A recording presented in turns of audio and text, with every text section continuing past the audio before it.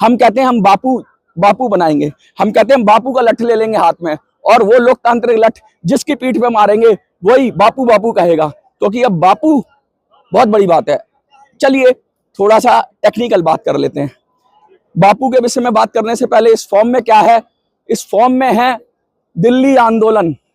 दिल्ली आंदोलन जो कि अब मैंने कहा था ना आपसे कि आंदोलन होगा, किस तारीख को होगा, कैसा होगा, क्या स्वरूप होगा, मैं अब आंदोलन की घोषणा कर रहा हूं आज इस मंच से कि मैं दिल्ली में आंदोलन करूंगा, और एक दिन का आंदोलन होगा, और एक दिन का आंदोलन आगाज होगा।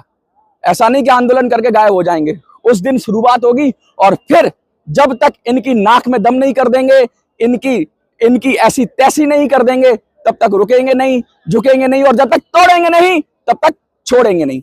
अब ये क्या है ये बाद में बताऊंगा, पहले हम बात कर लेते हैं। देखिए हमने ऐसे ही कहा था कि हमें अब पॉलिटिकल विकल्प की जरूरत है, हमें अपनी राजनीति करनी है, क्योंकि पेंशनर को अब खुद वोट बैंक बनना है, जिसको आपने सक्सेसफुली किया। आपने हरियाणा में किया, आपने महाराष्ट्र में किया, मेरी बात मानी, आपने उत्तराखंड में किया, और दिल्ली हमारा घर है, और ये दिल्ली ही काली बिल्ली है, यहीं से सब कुछ होता है। दिल्ली के सत्ता के गलियारों में अगर गूंज मचनी चाहिए, अगर गूंज जानी चाहिए, पेंशनर की बात होनी चाहिए। और मैं कहता हूं अगर सत्ता में रहना है, लोग कहते हैं हिंदुस्तान में रहना है तो वंदे मातरम कहना है, कुछ लोग और कह देते हैं कि भारत में रहना है तो कुछ लोग और कह देते हैं राम राम कहना है, कुछ अलग अलग तरह के नारे हैं। लेकिन आज मैं कह रहा हूं, आज मैं कुछ नया नारा दे रहा हूं, ये नारा सुनो। मैं कह रहा हूं सत्ता में रहना है तो पेंशनर पेंशनर कहना है। सत्ता में, जिसको सत्ता में रहना है वो पेंशनर पेंशनर कहेगा, और जो पेंशनर पेंशनर नहीं कहेगा वो सत्ता में नहीं रहेगा। ये बात मैं क्यों कह रहा हूं, ये बात इसलिए कह रहा हूं कि 78 लाख पेंशनर तड़प रहे हैं, कोई सुनने को तैयार नहीं है। कांग्रेस सुनने को तैयार नहीं है, बीजेपी सुनने को तैयार नहीं है, आप सुनने को तैयार नहीं है, और किसी का बाप सुनने को तैयार नहीं है। तो हम अब बापू बनेंगे, हम बापू के राह पे चलेंगे, और हम दिखाएंगे कि बाप में कितनी ताकत होती है, और बाप बाप होता है। और कह दो इन सबसे कि हम तुम्हारे बाप हैं और तुम सब साफ हो। अब बाप का क्या काम करेंगे, संगठन बनाएंगे दिल्ली में आकर, संगठन बनाएंगे दिल्ली में आकर, दिल्ली के पेंशनरों की बात करेंगे, और दिल्ली के पेंशनरों को बुलाकर यही जंतर मंतर पर मैं चाहता हूं कि फॉर्म भराया जाए पेंशन का, और पेंशन का फॉर्म भरवा कर केजरीवाल जी को दिया जाए कि केजरीवाल जी आपने ऑनलाइन बंद किया, हम ऑफलाइन फॉर्म भर रहे हैं और तुमको दे रहे हैं, और तुमको इनको पेंशन देनी है, और नहीं देते हो तो तुम समझ लो दिल्ली से तुम्हारा बोरिया बिस्तरा गोल कर देंगे हम पेंशनर। और बीजेपी कांग्रेस कोई भी हो, एक एक को छोड़ेंगे नहीं, चुन चुन कर बदला लेंगे, क्योंकि बहुत सताया आपने। अब हम बात करते हैं, अब हम आगे की बात करते हैं। देखिए संगठन भी जरूरी होता है, लोगों का साथ भी जरूरी होता है, लोगों की टीम भी जरूरी होती है, और सेना कहते ना, एक गाना था पुराना, हो गई तैयार हमारी आर्मी, मानेगी ना हार हमारी आर्मी। हमारे पास आर्मी बन गई थी, हमारे पास फौजी थे, लेकिन हमारे पास सेनापति नहीं थे। दिल्ली चुनाव में हमने सेनापति भी खोज लेने हैं, सेनापति भी खड़े कर देने, यही जंतर मंतर से सेनापति खड़ा करूंगा दिल्ली चुनाव के लिए। वो सेनापति इतने होंगे, वो पेंशनर होंगे। तो जो सेनापति बनना चाहता है दिल्ली के अंदर, वो मुझे संपर्क कर ले। मेरा नंबर तो आपके पास, सबके पास है ही है, आपके पास है, लाखों लोगों के पास है, तो वो मुझे संपर्क करेंगे। कॉल ना करें, व्हाट्सएप करें, मैं आपको रिप्लाई करूंगा, मैं आपको जवाब दूंगा, और मैं आपको पूरी तरीके से जितना मेरी शक्ति हो सकेगी उस शक्ति से लगाऊंगा, और पूरी जान लगाकर आपको, आपकी बात को रखूंगा। क्योंकि बुजुर्गों की बात कोई नहीं रख रहा देश में, सीनियर सिटीजन की बात कोई नहीं रख रहा देश में, सब उनको बेवकूफ समझ रहे हैं, और हमें बेवकूफ नहीं बनना है। मैं संगठन बनाने की बात कहूं तो हमारे संगठन की रूपरेखा कैसी होगी, हमारे संगठन में विधानसभा लेवल पे हमारे जो भी लीडर होगा हम उसे बापू कहेंगे।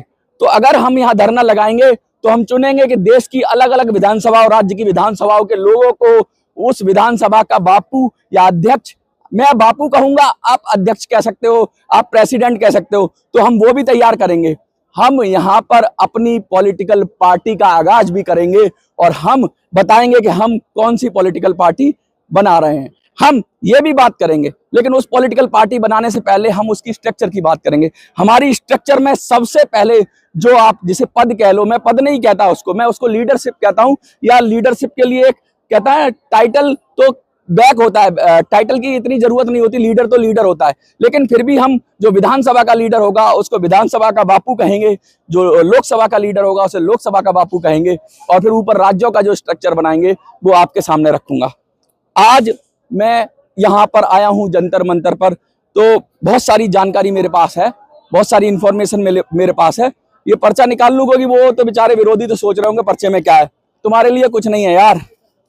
अरे पर्चा है, पर्चा है। तो आज मैं जा रहा हूं परमिशन लेने के लिए अप्लाई कर रहा हूं। तो मैं पर्चा पढ़ दूं। पर्चा क्या है कि भाई हम एक तारीख में बाद में बताऊंगा जब वहां से क्लियर हो जाएगी।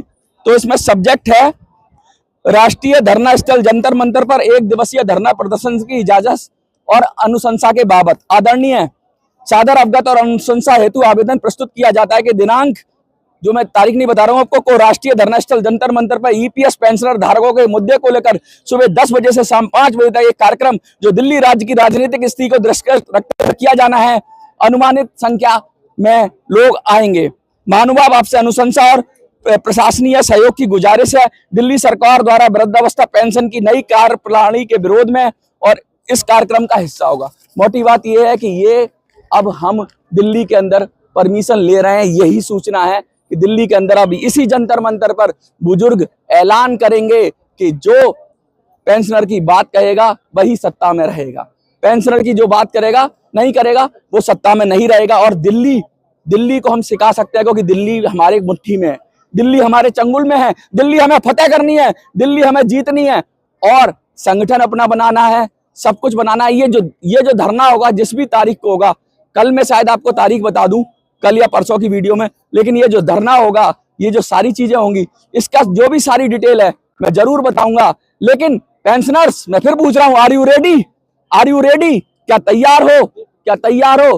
तो आपको क्या लिखना है? Yes we are ready.